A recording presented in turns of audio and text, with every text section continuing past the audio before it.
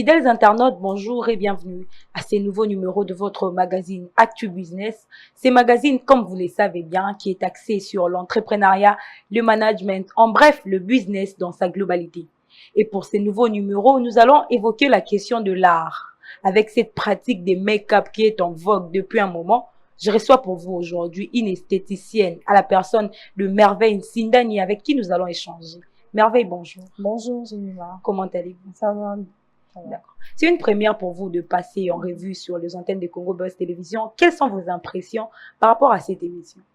Je suis émue de partager une petite émission ensemble avec vous. D'accord. Et j'en suis depuis un moment et je suis vraiment émue de participer aujourd'hui. D'accord. Comme je l'ai dit tantôt, aujourd'hui, on va parler de l'art. Vous œuvrez dans quoi précisément? Parce que l'art, c'est vague. Vous, vous êtes dans quoi? Je suis dans la beauté. Dans la D'accord. beauté, je suis esthéticienne. Ok, avec les make-up qui est Avec en les vogue make-up, et tout. oui, la coiffure et tout. D'accord. Pourquoi les choix de make-up? D'où vous tirez cette motivation? D'abord, je dirais que c'est inné. Ok. C'est depuis mon enfance que j'ai désiré être artiste dans la beauté. À l'époque, il y avait même pas des make-up comme ça se dit maintenant aujourd'hui. Ok. Mais c'est depuis mon enfance que j'étais attirée par tout ce qui était beauté, maquillage, tout ça. J'étais vraiment intéressée et d'où j'ai grandi avec. D'accord. Et depuis que vous œuvrez, cela fait combien de temps depuis que vous avez commencé à œuvrer, en fait? Depuis que j'ai commencé à œuvrer, ça fait déjà pratiquement 6 ans. Ok. Mais depuis que je travaille vraiment avec passion, ça fait déjà 4 ans. Avec passion, vraiment, vous vous Oui, donnez corps oui, et âme et tout. oui, c'est C'est ça, ça. corps et âme. Je me mets à fond et Ok. Et vous exercez où précisément? Vous avez un salon de beauté ou un truc du genre? oui, j'ai un salon de beauté. Ok. Donc, clinique de beauté Satisfaction Style. D'accord. C'est à Kitambo. D'accord. Vous avez un siège physique, donc c'est vraiment l'organisation. Oui, c'est vraiment Vous l'organisation. en êtes la patronne? Bien sûr. D'accord. Vous avez un truc de combien d'employés? Pour le moment, ils sont à 3. Ok. D'accord. Sur ces, quelles sont les difficultés que vous avez eu à rencontrer durant ces 4 dernières années? Ça n'a toujours pas été facile, hein. Ça n'a toujours pas été facile. Souvent, on croise des clientes un peu capricieux ou soit des clientes un peu prétentieux. Il y a des gens qui pensent que quand tu travailles sur elle, tu es directement bas. Donc, par rapport à elle, elle a des conditions à donner, Elle t'oblige, au fait. elle t'oblige des trucs. Elle vient chez toi pour un soin, pour un maquillage, mais elle pense qu'elle connaît mieux que toi. Ok. Donc, parfois, ça arrive, tu traites devant quelqu'un qui t'oblige des trucs et qui te parle insolemment, donc tu dois Vraiment te avoir tes soumettre. apaisements et Tu tout. dois avoir tes apaisements, te soumettre surtout et finir par la satisfaire et donner le meilleur de toi. Sinon, quel est l'avantage du make-up aujourd'hui? Comme dans les temps modernes, et ces trucs, ça n'existait presque pas. Aujourd'hui, quel est l'avantage de make-up selon vous? Je pense que ça permet à la femme d'être plus sûre d'elle. Ça a des avantages comme sur la peau, par exemple. Je dirais qu'elle cache des imperfections ou lesquelles les gens ont un peu tendance à être sûrs d'elle quand elle se maquille. Elle se dit être belle. Mais aujourd'hui, on dit que le make-up est venu détruire. Vous vous dites qu'elle est là pour cacher, alors que avec l'excès de maquillage que l'on constate ces jours-ci, en tout cas, c'est vraiment exagéré. Je dirais que le maquillage ne doit pas aller à l'extrême. D'accord. Ça doit pas déguiser, d'après moi. Ok. Je pense qu'un maquillage doit être simple dans le but seulement d'embellir, pas plus. Sinon, en termes de rentabilité, pensez-vous vraiment que les make-up peut être considéré en quelque sorte comme de l'entrepreneuriat? Oui, je pense. Il suffit juste de donner le meilleur de toi, d'être à fond, aimer ce que tu fais. Je pense que tout art est rapportant. Alors, aujourd'hui, les make-up qui est en vogue, par-ci les make-up, par-là les make-up, tantôt les make-up, ici les make-up, si on doit considérer les make-up, ça sera un truc d'apprentissage, un truc inné ou localiser les make-up en fait. Je dirais que c'est vrai qu'il y a des make-up partout maintenant, mais plus la touche, elle est innée parce que quand tu ne sais pas faire vraiment à fond, je dirais qu'il y a beaucoup de personnes maintenant qui t'attendent dans les maquillages. Comme vous venez de dire, il y a des maquillages extravagants qui D'accord. déguisent la personne. Donc, je pense qu'elle doit être innée pour que tu fasses quelque chose simple mais beau et parfait. D'accord. Alors, pour ces personnes-là qui n'ont pas ces dons-là, mais qui ont envie d'apprendre, d'aller dans un centre et tout, apprendre, puis commencer à pratiquer, à exercer les make-up, vous pensez que pour eux, c'est carrément impossible? Donc, on dit quand on veut, on peut. D'accord. Mais donc, je pense que si tu veux, tu peux apprendre, mais avec simplicité, en fait. avec simplicité, genre Oui. tout doucement. Oui, Et... tout doucement. D'accord. Aujourd'hui, comment vous faites pour persuader, pour gagner cette notoriété-là en face des clients? Je pense seulement qu'il faut bien faire son travail. Bien faire son travail. Moi, ma boîte s'appelle Satisfaction Style. J'ai toujours l'idée de satisfaire les clients. J'ai pas besoin de plus. Plus je satisfais, plus le client est persuadé. Il a envie de revenir. Il est sûr de moi, comment je peux dire. D'accord. Et avant de venir, d'abord, avant de venir, la manière dont vous allez convaincre, vous leur en parler avant de voir comment vous faites. Maintenant, avec des publicités, c'est simplement. Parce qu'aujourd'hui, il y a une concurrence, si je dois dire, en ce qui concerne le make-up. Il y a par-ci le make-up par-là, en termes de prix ou comment? Vous mettez avec un prix bas pour que les gens viennent à vous ou comment? En termes de prix, je dirais que ça sera pas trop flattant, mettons les prix bas pour attirer la clientèle. Moi, je pense simplement qu'il faut faire mieux sa pub. Quand tu as déjà une cliente, tu peux travailler avec elle, donc tu peux afficher tes images et tout, et ça parle à ta place parce que les prix ne disent rien. Ok, vous avez dit votre boîte s'appelle Satisfaction Style. C'est un siège physique? Oui. Où c'est? À Kitambo. D'accord, surnom. Depuis 4 ans durant, quelles sont vos grandes réalisations? Sur quel plan? Sur tout, maquillage, modèle, les tout. Vos grandes réalisations, un marché énorme où vous avez vraiment eu à conquérir un grand nombre de gens. Ben, déjà, mes grandes réalisations, moi, je dirais que quand j'ai maquillé les mariés, quand j'ai maquillé dans des défilés, donc j'ai réalisé quand même plein de trucs. Donc, hormis les maquillages personnels, vous maquillez des groupes de personnes comme dans des défilés? Des défilés de mode. Tel a été le cas pour quel groupe, par exemple? Il y a une équipe à Elitex Africa, il y a un défilé de plein de trucs, j'ai même oublié parce que j'étais juste maquilleuse, donc j'ai pas tenu compte de beaucoup de choses, mais il y a des moments où j'ai maquillé dans des émissions, où j'ai maquillé de grands stars. Donc, on peut même vous embaucher ici pour être notre maquilleuse. Bien sûr. Vous n'allez pas trop nous taxer. Je sais pas encore, on va en parler. D'accord. Alors, Merveille Ntindani, aujourd'hui, qu'est-ce que vous pourriez dire à propos de toutes ces personnes qui disent que l'art, c'est un truc de ridicule, un truc un peu reculé? Qu'est-ce que vous pourrez ajouter par rapport à cela? Je pense juste que ces gens font fausse route parce que on a vécu ça, même quand nous, on étudiait tout ça. Il y avait des parents qui envoyaient leurs enfants qui sont presque pas bien mentalement, mais qu'ils envoient les enfants étudier avec nous parce qu'ils se disent que ce sont des métiers qui peuvent envoyer n'importe qui pour aller exercer. Donc, je pense qu'ils font fausse route. Ça demande de l'intelligence, du savoir. Donc, je pense vraiment que c'est quelque chose de mieux et rapportant surtout. La majeure partie des gens disent que non, quand tu vois quelqu'un opter pour l'art, c'est une personne moins intelligente, Hakimi mathématiques, Hakimi boué. Est-ce que c'est vraiment le cas? C'est pas le cas. C'est pourquoi j'étais en train de dire tout à l'heure qu'ils font fausse route. Parce que surtout dans le maquillage, il y a des calculs à faire dans le visage de quelqu'un. Je peux pas dessiner un sourcil venant de là jusque là et tout. Je dois avoir. C'est pas la même forme que je ferai sur moi que je ferai sur toi aussi. Donc, je pense vraiment qu'il faut avoir de l'intelligence et calcul avec toi pour réaliser. Donc, c'est pas seulement une personne, le côté non, c'est un truc de calcul parce que la majeure partie des gens disent, voilà, misala maboko mingi eza pona ba oyo, qui m'a mathématiques, qui m'a français. C'est révolu. C'est révolu en tout cas. Mais aujourd'hui, on a l'impression de confirmer cela parce que, à part les âmes, je ne vois pas, à part des centres, je ne vois pas une université ou une école qui est vraiment appropriée pour l'art.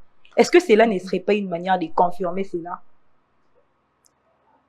Je dirais pas que ça confirme, mais je dirais plutôt que on fait juste pas trop attention à ça. On fait juste pas trop attention à ça. Ça nous arrive de penser à ça parfois, mais bon, on pense que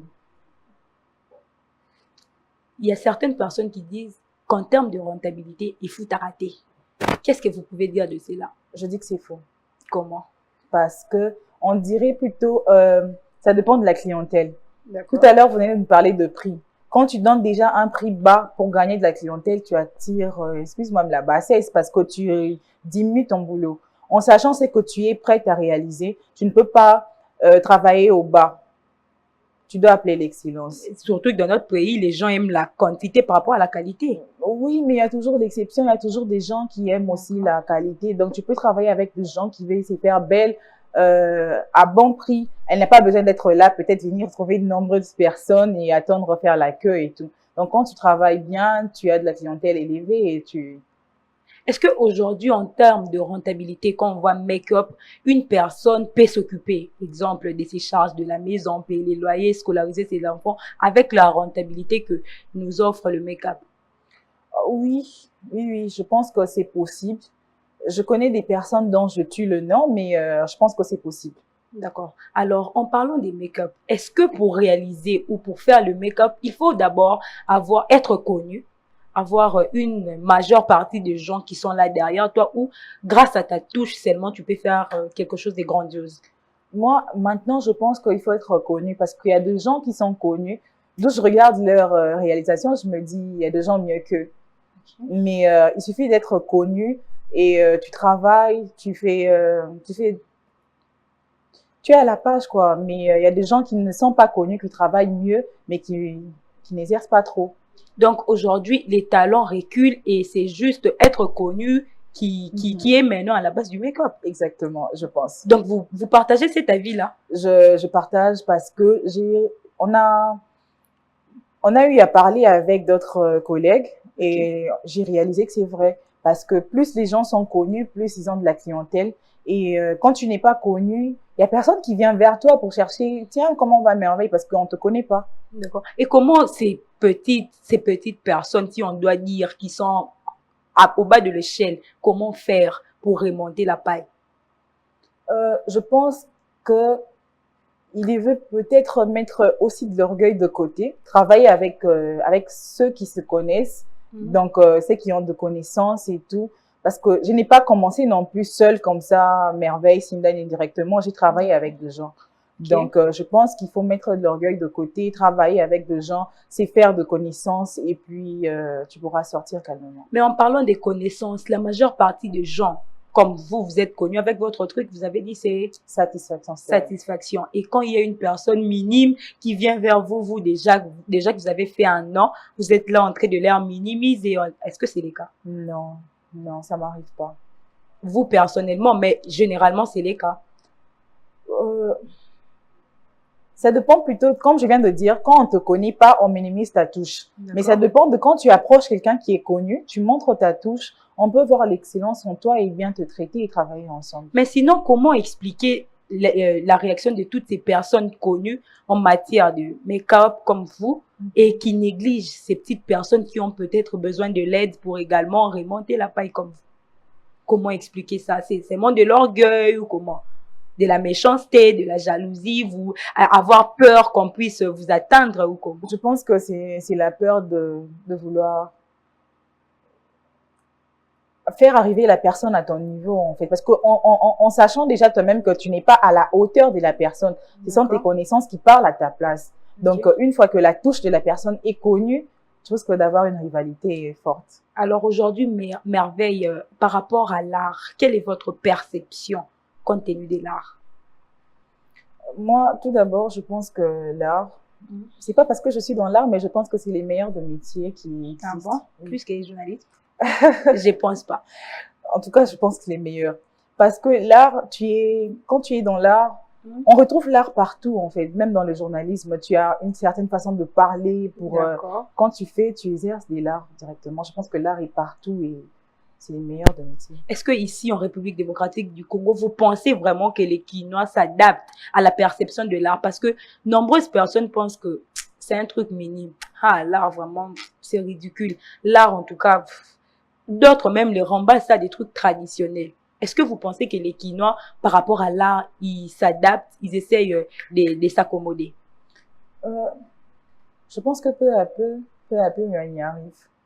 On y arrive peu à peu parce que il y a de ce gens qui s'adaptent et je pense que la majorité s'adapte. Alors, je dirais, aujourd'hui, on pense que les Africains, pas les Africains, on parle de la République. Ici, à Kin, on est en train de copier les étrangers, les occidentaux et tout. Parce que avant, c'était des trucs traditionnels et tout. Il y a une femme qui est là, belle, naturellement. Et aujourd'hui, on pense que nous copions tout, au fait, avec nos trucs de make-up. Partagez-vous cet avis? Je ne sais réellement pas si on copie ou pas. Moi, je pense seulement que c'est de la mode. Parce que on ne doit pas être toujours enfermé. Figé quelque part. Figé quelque part. Donc, c'est la mode. On doit prendre ce qui est à la mode. Donc, vous êtes parmi ceux-là qui encouragent les gens à ne plus être naturels? Non, pas du tout. Moi, déjà, je me maquille rarement. Je me maquille rarement. Il y a des occasions, il y a des choses qui demandent de se maquiller, mais n'empêche que tu t'es maquillé. Tu peux être naturel, oui, mais... Aujourd'hui, l'on accuse les make-up même d'être à la base de certaines ruptures des relations. Je prends un exemple. Tu es là, je te croise rempli de faux d'état, make-up et tout. Et après quelques jours, je t'épouse, je te mets dans ma maison. Je te trouve vraiment bizarre. Comment expliquer cela? Est-ce que ça arrive réellement?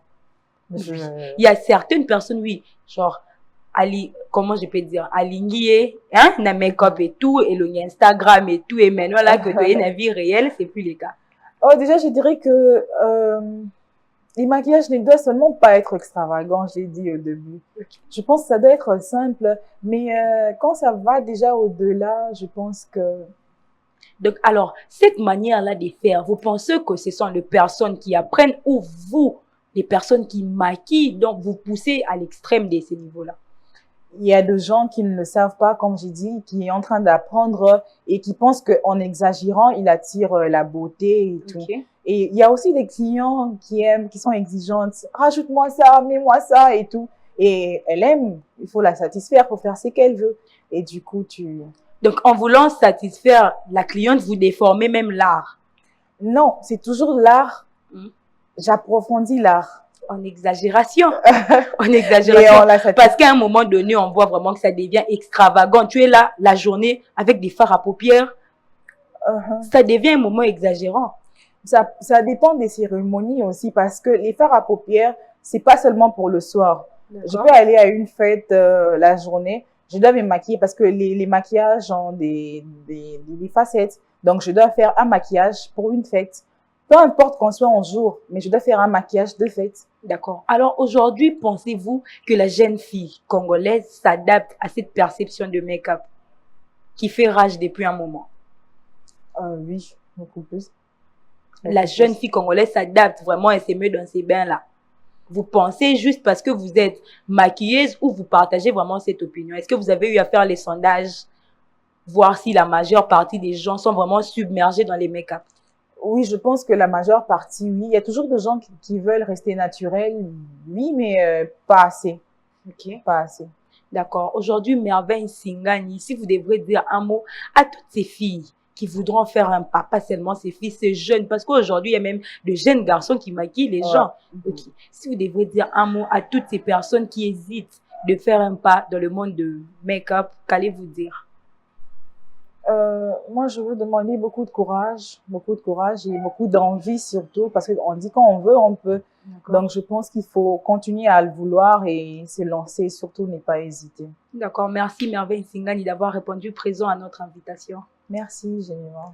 Fin de cette émission, fidèles téléspectateurs, à vous tous qui l'avez suivi, je vous dis grand merci pour votre réelle attention. Merci également à toute l'équipe technique qui nous ont aidés à la réalisation de cette émission. Restez-nous fidèles, d'ici là, portez-vous bien. Ciao.